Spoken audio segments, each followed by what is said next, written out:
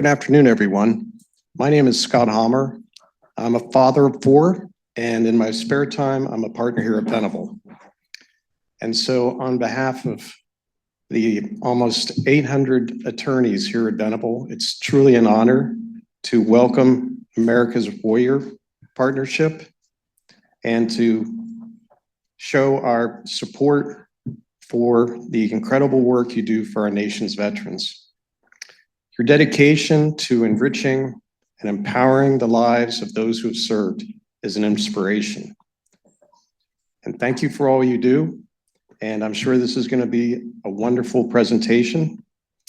And so now it is another honor to introduce you to your CEO and President, Jim Lorraine.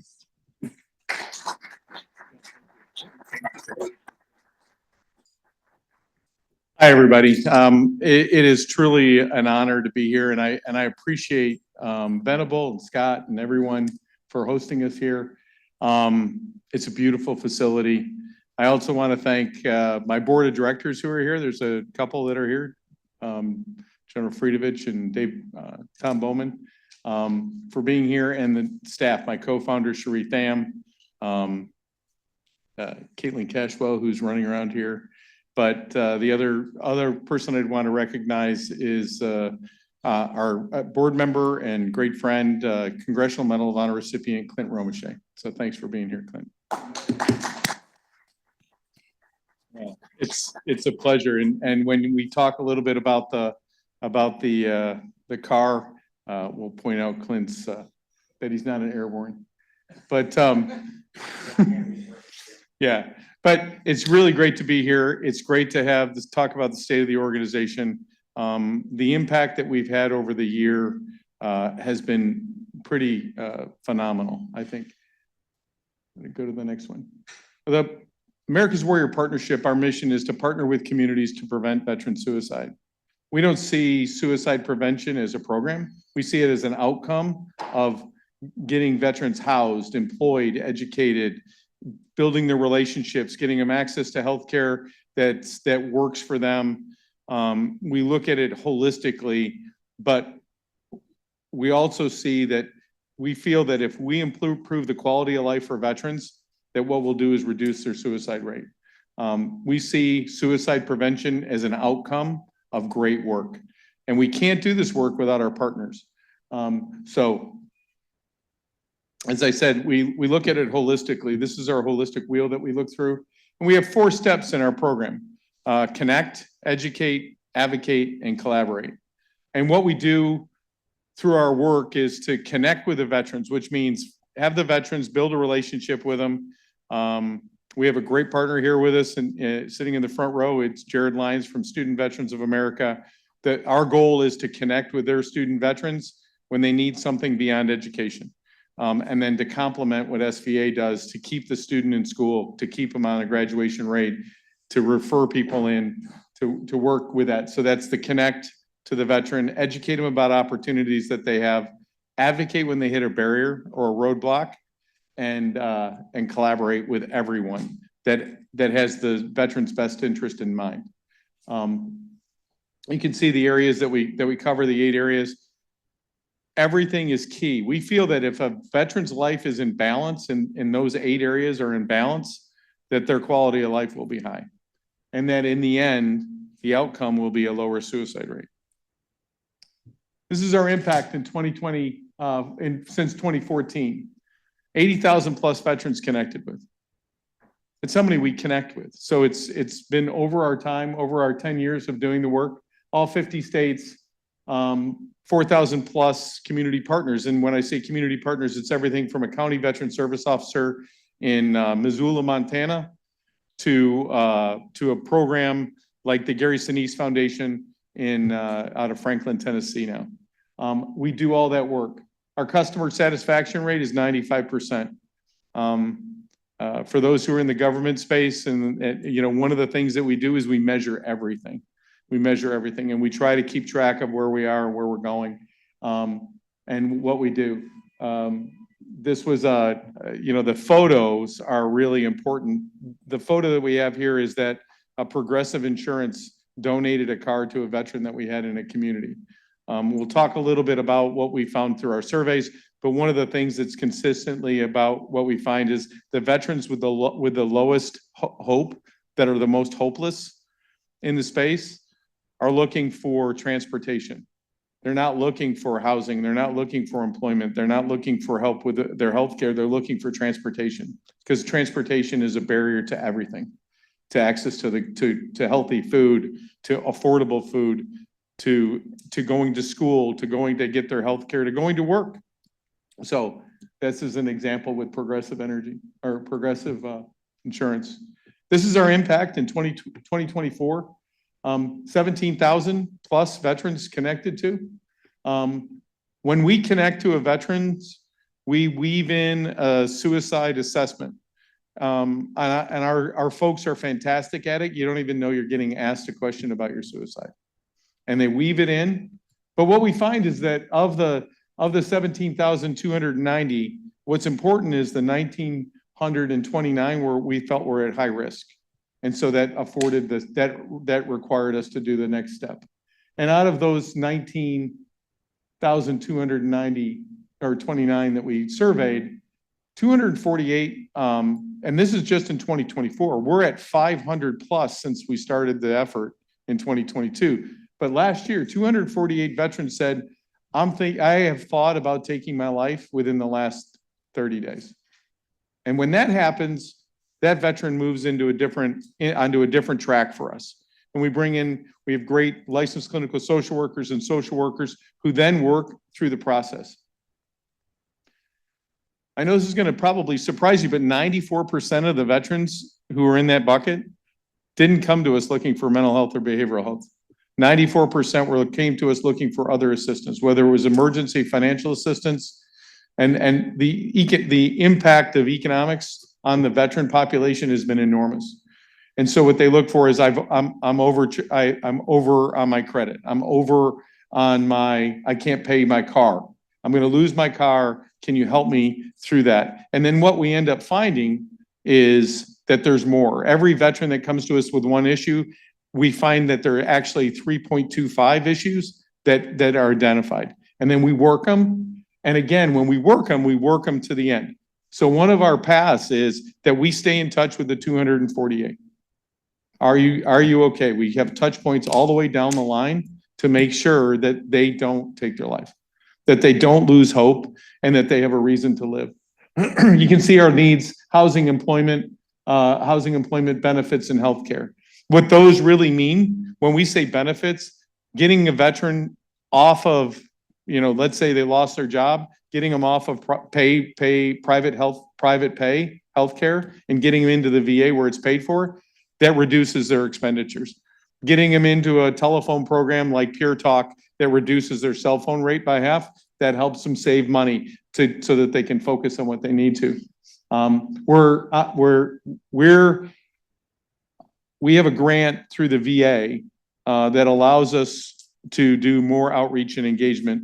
And from what we have heard from the VA is that we're the highest producing grantee out of 80 that they have. And out of those 80, out of that work that we do, we get to this point.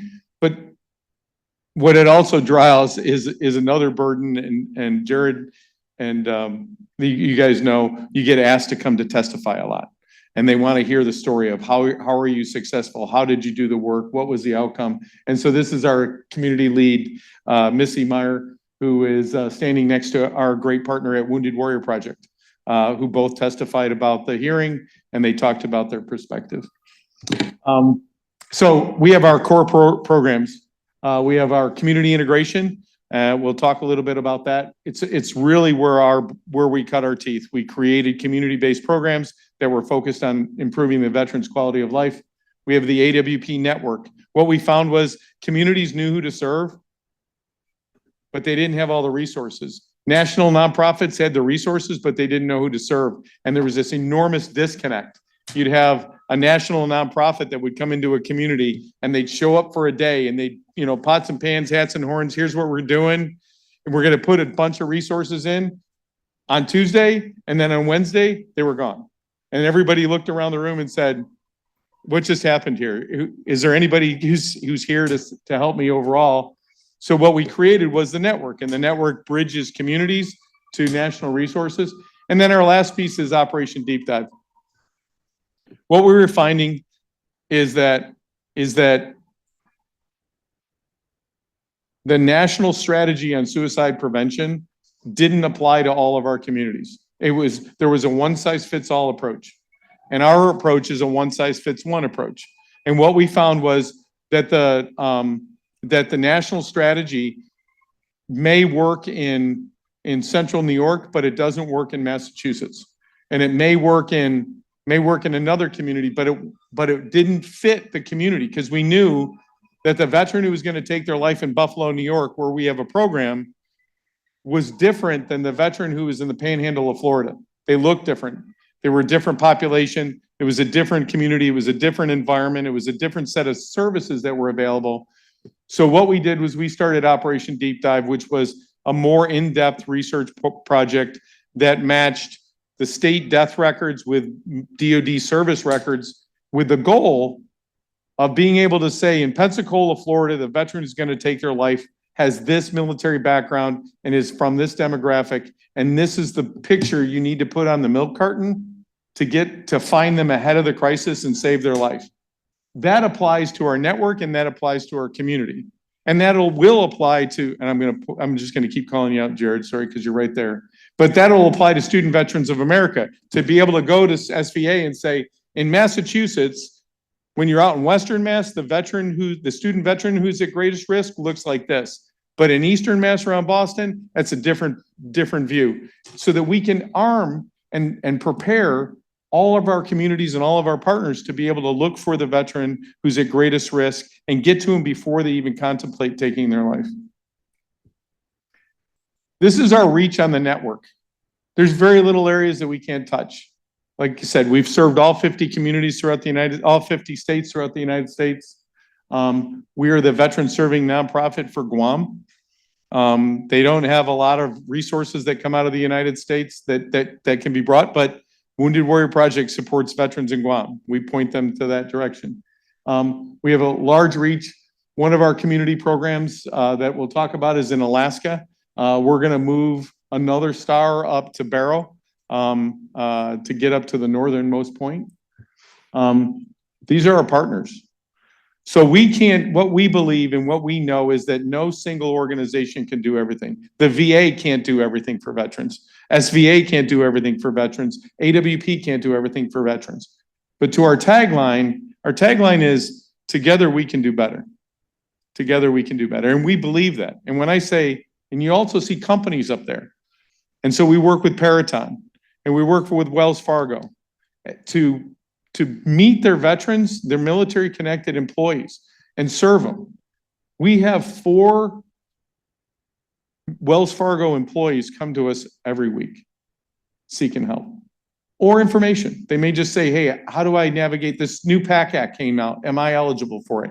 Yeah, let me walk you through it. This is how you apply. Here's what it looks like. And we help them through that. But everybody plays a role in this. And again, together we can do better. These are our community programs. We have branch programs and we have affiliates. So for those who are in the banking world, you understand what branches are. The branches are Alaska, the Navajo Nation of Arizona, New Mexico, and Utah, Indianapolis, Indiana, the Panhandle of Florida, which is Pensacola to just a little bit east of Eglin Air Force Base, Permian Basin of Texas, which is Midland, Odessa, Hobbs, and Carlsbad, New Mexico. Our focus there is the gas and oil industry. They have 60,000 open recs and jobs, and we're working to create an environment in the community that attracts veterans. Hi, Renee. And then we have affiliates, and these are organizations that we helped create and that we provide technical support to. So it's the Tierney Center for Veteran Services in Orange County, California. Upstate Warrior Solution is Greenville. Spartanburg, South Carolina. The Veteran One-Stop Center of Western New York is Western New York, Buffalo area, and then Warrior Alliance. And I'll talk about Buffalo in just a second as we go forward in what we do and how we work it. These are our research pieces. So I talked about Operation Deep Dive. That's one of our big research efforts. This is just an example. We look at deaths of despair, not just suicide, because we know that they're recorded wrong. The coroners and medical examiners admit to protect families, especially in rural areas, they won't classify a death as suicide. They're classified as an accident or undetermined so that they don't put them in a financial burden and they don't get the stigma within a small community. And so what we do is we look across the board. And so in Massachusetts, as an example, the number one cause of death in Massachusetts is overdose. The number one mechanism or the substance on overdose is fentanyl. We know that. We know the community that it falls into, and we look at that deeply. A second leading cause of death in Massachusetts is strangulation and suffocation. And the third distance is firearms. Whereas the national strategy is focused on firearms, if you had firearm safe storage, which I agree with 100%, it won't move the needle a lot because most of the deaths are overdose or strangulation or suffocation. We look at, the other thing is that we looked at former service members that we found that took their lives, and those are veterans who took their lives, that they weren't within 1 year of discharge. The majority of them were 10 years to 15 years post-discharge. But what we found was that the average age when they left the military was 23 years old. So you could have somebody who's 55 years old and they took their life, and what's the common denominator? They got out in 1 term or a partial term. They didn't complete their military service term. That's one of the things that we noticed. But that hasn't come out in other substances. And that the former service members, this isn't a surprise, but it wasn't 2 times as likely, twice as likely to take their life as somebody who'd never served in the military.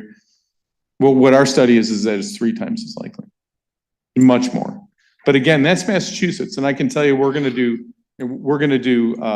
do Florida, we'll do Montana, we'll do North Dakota, we'll do Minnesota, and every single one of those states will be different from Massachusetts. Because every single one of those states has a different set of services, it's a different culture, it's a different environment, et cetera. So that's our Operation Deep Dive piece. Excuse me. On our annual survey, what we find is that the vast majority of veterans, like you see, are thriving. They're doing well. 85%, and this is consistent, 85% of our veterans are doing great. They're giving back to their community. They volunteer at a 90% higher rate than those who never served in the military. But what we also notice in the survey, and I'll use Buffalo as an example, what we noticed is by a zip code that transportation was the driver for hopelessness. The way you use it in Buffalo was we looked at where the transportation issues were and where the veterans were, what the zip code was that they were, what we saw. And if you know, Buffalo sits here, Niagara Falls sits a little bit north, and then just east of Niagara Falls, about 20 miles, there's a community-based outpatient clinic that's a VA clinic. And what we were seeing is veterans had issues with transportation because they were trying to go from Niagara down to the hospital in Buffalo because that's where the bus route ran. And so we went back and said, hey, county, can you move a bus route to go from Niagara out to the east and where the CBOC is? Because then veterans, instead of having to go to Buffalo, they could go just 20 minutes east. This was a 3-hour transit. This was a 20-minute transit. So what happened was they moved the bus route. And then the CBOC, the community clinic east of Niagara, the population went up. Then what we noticed in the next survey is that the population moved from Niagara, which was a high-cost area, to east, a lower-cost area that was near the clinic, and then they were taking the bus to go to work. Rather than we switched the demographics, increase access to care, increase their quality of life. But that's how we use the survey. I also want to just mention about the survey, one of the things that we noticed, and it's been consistent for the last 10 years that we've done it. The number one things that veterans are seeking overall is connection to other veterans. Number 2 is physical and recreational activity. And number 3 is volunteer opportunities. The reason why we don't fit within you didn't hear me talk about homelessness and you didn't hear me talk about other crises, is because the majority of veterans we survey are the broad veterans that that aren't within one demographic. It's not like we're a housing program, a homeless program, just surveying homeless vets. We seek to broaden our connect. Sorry. So these are our priorities. Again, decrease veteran suicide by empowering communities, raise awareness and themes. So it's to talk about the work we do. The biggest, we have two needs. Veterans don't know us, so they don't come to us. And if we can meet and connect to a veteran ahead of the crisis, we can help save their life and improve their quality of life. And then the funding resources to do that, and that's the second, is to develop more resources. But it's not just funding, it's partnerships like SVA, it's partnerships like Wells Fargo, it's partnerships like JP Morgan Chase, it's partnerships like Moa in the back there, Peraton, et cetera. Those are the partnerships that make a difference, because at Wells Fargo, you have employees who we can't connect with that just are looking for some answers that are outside of your employee assistance program. And so how do we get them out? How do we get them into our program and connected so we can push them right back to you? Again, our thought is, in the corporate side, is if we can improve the quality of life for the employee, the likelihood of them staying within your company and thriving and doing really well is high. We have a few events. We have this event today. We have an event in May. It's a great event. It's called the Leo K. Thorsness Leadership Award, and I'll talk about Leo in a second. And then we have an annual symposium, which is here in Washington, D.C. in August. It's in partnership with Hiring Our Heroes. It's out of the U.S. Chamber. We'd love to see everybody that's here and everybody that's online. And then we have a golf classic that's up near New York. It's in New Jersey, just about 30 minutes northwest of Princeton. One of our board members, who's the one on the right, far right there, is a champion for that. We have a lot of partners, a lot of great partners, and one of our best partners that we have is Wells Fargo. I can't thank you all enough for your ongoing support, for putting gas in our tank to do really good things. We recognize them regularly, and with that, I want to introduce Brian, and thank you for coming up here, Brian.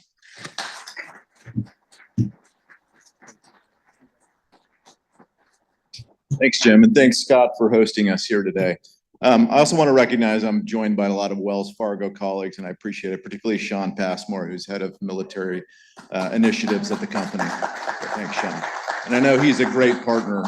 As Jim mentioned, this is a real partnership. Not only are we giving from Wells Fargo, but we rely on you to provide services for Wells Fargo's veteran population, and so we really do appreciate that. One of the stats that I've mentioned, and I know Sean has used this, is that, you know, we've been involved in veterans issues and military issues for the 160 years that Wells Fargo's been around.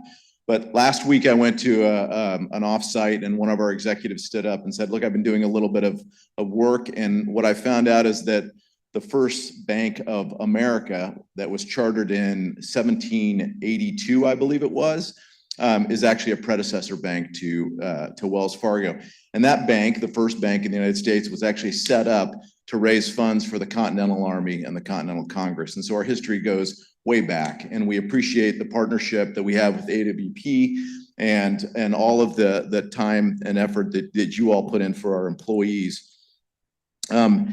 You know, our company on the philanthropic side has, over the last 7 years, has donated around 145 million in grants to nonprofit organizations like AWP and others that support veterans in housing and career transition and financial health.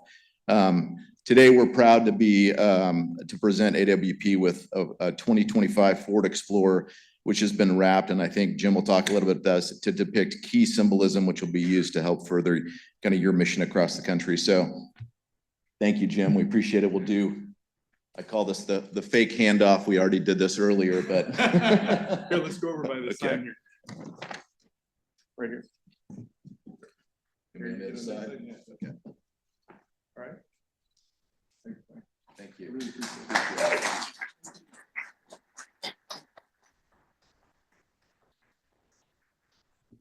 it. I got to tell you, it's a pretty sweet ride. We drove up here from Augusta with it, and everybody was honking and waving, and I couldn't yell at anybody because I was in a labeled America's Warrior Partnership car. So Sheree kept me quiet. I want to talk. So we wrapped it, and we wrapped it to represent not only who we are, but who makes it, who's created us, and the foundation of it. I was about to ready to click this rather than to click this. So I'm trying to remember. Yeah. So I want to just walk through it. We have a ship that represents the Navy destroyer. It's in the back window. We have our logo, and our logo represents is stars, a white star. You've heard about gold stars and blue stars. A white star is a suicide. And so the white star in our P represents those who've lost their loved ones to suicide. The C-17 on the back, we had to say something about Marines, so it's the delivery of the thousands of Marines to and from. We couldn't find a logo with a box of crayons, so we couldn't really put it on there.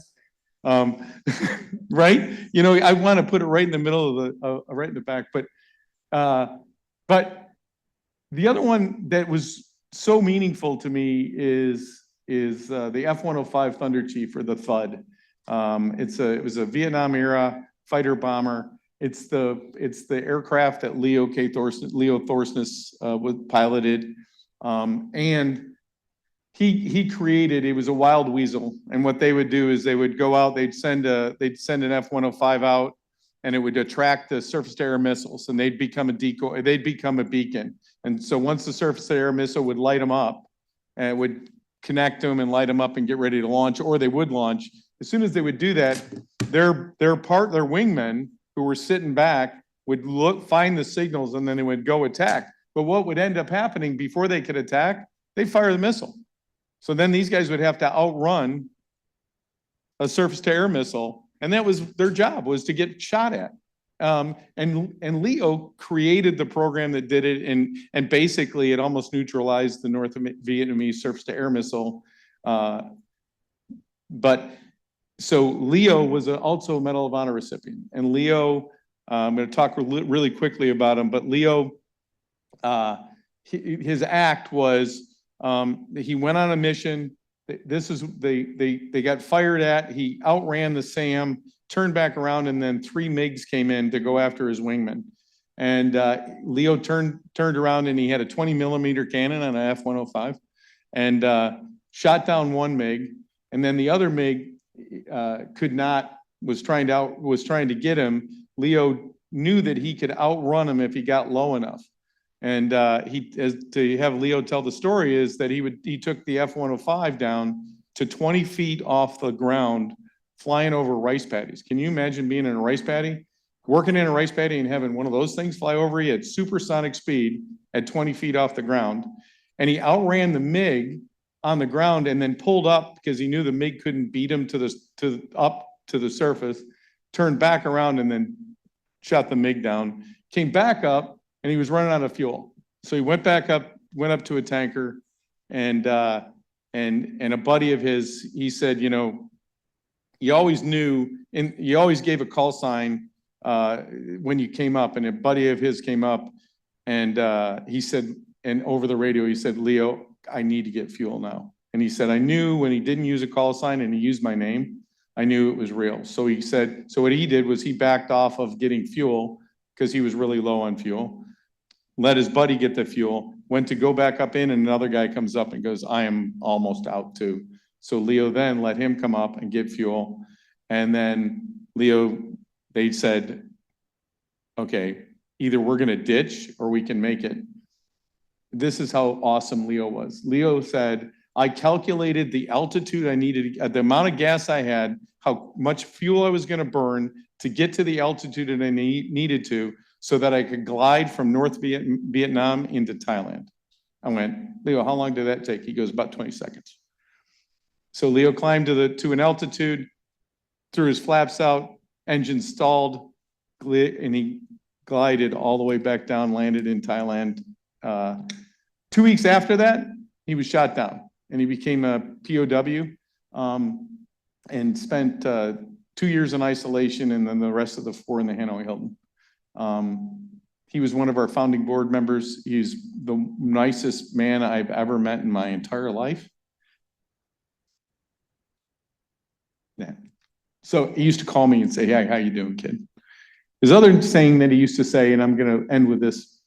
He used to say, and I know that there's a lot of heartache going on right now, but he used to say, any day the doorknob's on the inside, it's going to be a great day, because he spent so many years without a doorknob on the inside. So that's Leo. But so that F-105, this is a little bit of Leo. The other thing on the hood is the eagle. We have an award at the Leo K. Thorsness Leadership Award, which is a sculpture of an eagle. So that's the eagle, and the 6 stars are the 6 years he spent in captivity. When Leo got released, he called his wife and said, "Honey, I'm sorry it's been so long since I called. I've been tied up." That's the first thing he said. But Leo was a great guy. One other thing about Leo, he grew up in Walnut Grove in Minnesota. So Little House on the Prairie, that was his hometown. Anyways, the other 2 board members, we have Clint here, who's one of our board members, and Sal Junta is one of our board members. Sal is a Sky Soldier, and Clint started out as a tanker. So when you see the emblems on the back, we have the Sky Soldiers on the back gate, and then in the back window we have an M1A1. Clint wanted to point out that the M1A1 was at a higher level than the airborne guys, and I said, yeah, I said it's because it's been airdropped, and he was like, yeah, that doesn't work. So, but everything that we tried to do on the aircraft was symbolic. This is an example. You know, we are just so appreciative, and it tells America's Warrior Partnership story. I appreciate you bearing with me as I tell the stories about Leo. I just can't say enough about him, but I can't say enough thank you to Wells Fargo for supporting us. We'll use it to transport all over the United States. And when you see it up here in Washington, D.C., you'll know that we're up here. When you see it in Virginia and in Tennessee and Nashville and in Florida, it'll be all over. So thank you for all your support to us. We really appreciate it. I can't thank you guys enough for being here. Great partnerships. Renee, thank you for being here. The nonprofits that are here, Tri-West also, I could run through the whole piece, but thank you for everything. Let's have refreshments. That's it, right, Caitlin? That's it. Thank you. Wow, thanks. Can we keep the keys now? No, thanks. And then there's refreshments and stuff here and out here. And I look forward to talking to everybody. Thank you. Thanks.